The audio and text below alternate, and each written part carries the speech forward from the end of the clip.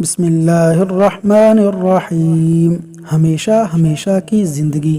رسول اللہ صلی اللہ علیہ وسلم نے فرمایا، جب اہل جنت جنت میں چلے جائیں گے اور اہل دوزخ دوزخ میں چلے جائیں گے تو موت کو لایا جائے گا اور اسے جنت اور دوزخ کے درمیان رکھ کر ذبح کر دیا جائے گا۔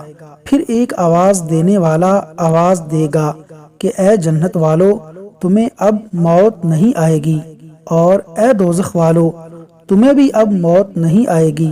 اس بات سے جنتی اور زیادہ خوش ہو جائیں گے اور جہنمی اور زیادہ غمگین ہو جائیں گے۔ صحیح بخاری۔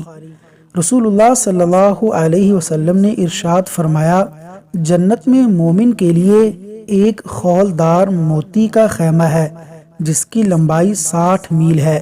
اس کے ہر کونے میں مومن کی بیویاں ہوں گی جو ایک دوسرے کو نہیں دیکھ سکیں گی، اور مومن ان میں ہر ایک کے پاس جایا کرے گا۔ صحیح مسلم۔